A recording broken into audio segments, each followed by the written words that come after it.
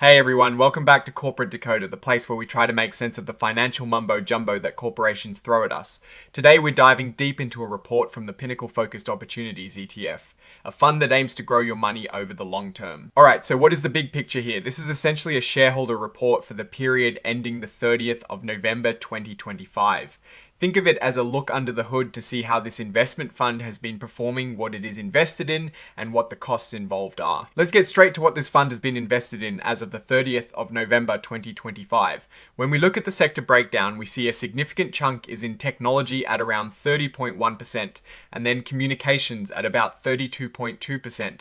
This tells us the fund is heavily betting on industries that revolve around information and communication. Industrials are also a notable part of the portfolio at 20.7%. Interestingly, there is a very small percentage in consumer non-cyclical and consumer cyclical sectors at just around 3.9 and 3.6% respectively. This suggests the fund is not prioritizing everyday consumer spending as much right now. Now let's talk about where the most money is actually placed. The top 10 holdings tell a story. Wayfair Incorporated Class A is at the top with 4.9% of the fund's net assets. Following closely are Ciena Corporation, also at 4.9%, and Seagate Technology Holdings plc and Western Digital Corporation, both at 4.8%. Micron Technology Incorporated is at 4.6%. These are companies primarily in the technology and hardware space. This reinforces the sector focus we saw earlier. It is clear the managers are putting a lot of faith in these specific technology companies. Remember, the fund is pretty concentrated with only 31 holdings. Now for the part everyone cares about, the performance. Looking at the cumulative performance table starting from an initial investment of $10,000 on the 29th of December 2022, we can see how the fund has fared. By the 30th of November 2025, an investment of $10,000 in the Pinnacle Focused Opportunities ETF would be worth $18,097. That is a solid gain. Compare this to the Russell 1000 Total Return Index, which would have grown to $18,444 for the same initial investment. So in this specific period, the index actually outperformed the ETF. Let's break down the annual performance. For the year ending the 30th of November 2025, the Pinnacle Focused Opportunities ETF at net asset value returned 3.04%. The Russell 1000 Total Return Index, on the other hand, delivered a much stronger 14.09%. This confirms the underperformance we saw in the cumulative table. However, since its inception on the 29th of December 2022, the ETF has returned a remarkable 22.52% annually. The Russell 1000 Total Return Index has performed slightly better with 23.32% annually. So while the fund has seen strong growth since its start, it has lagged behind its benchmark index in the most recent year. The report explains that the fund returned 3.04% during the reporting period. It is an actively managed strategy that rebalances its holdings monthly. The report highlights a significant drawdown from mid-February to early April, where the fund saw a drop of 38.15%. This was a much steeper fall than the Russell 1000 Equal Weight Index, which dropped 17.55% during the same time. The reason cited is that the fund was heavily allocated to high beta individual stocks leading up to this period.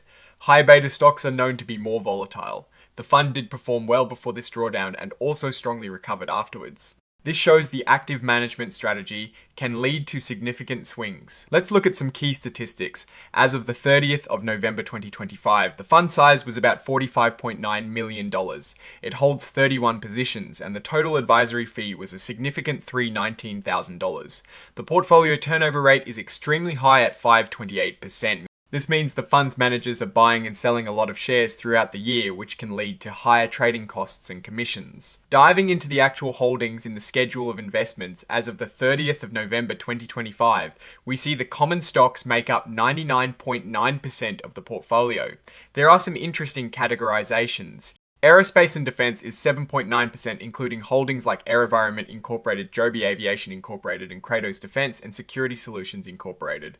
Biotechnology has Insmed Incorporated at 3.9%. Computers include Pure Storage Incorporated Class of Seagate Technology Holdings plc and Western Digital Corporation. Internet companies like a Plovin Corporation Class, a Reddit Incorporated Class, a Robinhood Markets Incorporated Class A, and Wayfair. Incorporated Class A are also significant at 14.3%. Semiconductors with Advanced Micro Devices Incorporated, Astrolabs Incorporated, Lam Research Corporation, Micron Technology Incorporated, and Teradyne Incorporated are a substantial 15.9% of the portfolio.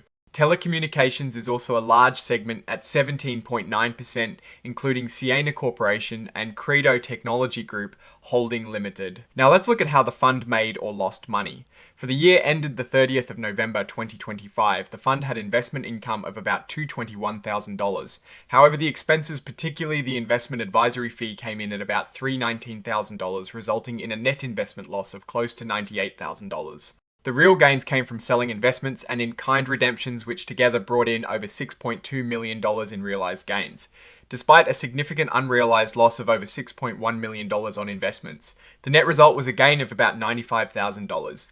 This means the fund's overall operations resulted in a small net increase to its assets for the year. Looking at the statements of changes in net assets, we can see the flow of money. For the year ended the 30th of November 2025, the fund had a net increase of about $208,000. This is a stark contrast to the previous year, the 30th of November 2024, where the net assets increased by over $27.6 million. The fund also paid out over $4.3 million in distributions to shareholders in 2025. The number of shares sold and redeemed also shows increased activity in 2025 compared to 2024. The financial highlights per S-share paint a clearer picture of performance and costs. For the year ended the 30th of November 2025, the net asset value per S-share was $32.76. The total return for the year was 3.04%, which aligns with the annual performance figures. Importantly, the ratio of expenses to average net assets remained consistent at 0.79%. This expense ratio is a crucial number for investors to consider as it directly impacts their returns. The report also highlights a very high portfolio turnover rate of 5.28% for 2025, a figure that truly underscores the active trading strategy. The notes to the financial statements give us important context. The fund is a non-diversified series of Tidal Trust THEC, and its investment objective is long-term capital appreciation. The accounting policies detail how securities are valued using a fair value hierarchy, with all of the fund's investments categorized as level 1 securities, meaning they are valued based on unadjusted quoted prices in active markets. This usually indicates highly liquid assets. The fund elected to be taxed as a regulated investment company or RIC, which generally means it distributes most of its taxable income to shareholders to avoid certain taxes. The high portfolio turnover rate we mentioned is again emphasized here, and it is noted that this rate excludes in-kind transactions which might occur during the creation and redemption of fund shares. The report of independent registered public accounting firm by Cohen & Company Ltd confirms that the financial statements present fairly the financial position of the fund. They have served Tidal Investments, LLC investment companies since 2020, giving them a consistent relationship with the fund's management. So what is the story with the Pinnacle Focused Opportunities ETF?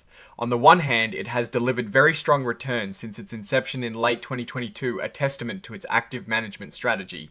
The fund is clearly focused on growth sectors, especially technology, and its managers are not afraid to actively trade positions as reflected in that eye-watering portfolio turnover rate. However, the most recent year's performance has considerably lagged behind its benchmark index, the Russell 1000 Total Return Index. The report attributes this to the fund's heavy allocation to high beta stocks, leading to a steeper than average drawdown during a market correction period. This highlights a key risk with this fund. Its active strategy, while potentially rewarding, can also lead to more volatility and significant underperformance when market conditions turn unfavorable. The high turnover also likely means higher trading costs, which although seemingly small as a percentage can add up over time. In conclusion, Pinnacle Focused Opportunities ETF is a fund for investors who are comfortable with higher risk in pursuit of potentially higher long-term rewards and who believe in the active stock picking strategy of its sub-advisor. If you are looking for a more passive or stable investment, this might not be the best fit, but if you are willing to ride out the volatility for potentially significant long-term growth, this fund is definitely one to watch. Alright, that is our deep dive into the Pinnacle Focused Opportunities ETF's latest report. What do you think about its active management strategy and its recent performance? Let us know in the comments below. If you found this breakdown useful, please hit that like button and subscribe for more corporate financial insights. And don't forget to join our Discord community linked in the description for more discussions. Thanks for watching, and we will see you in the next video.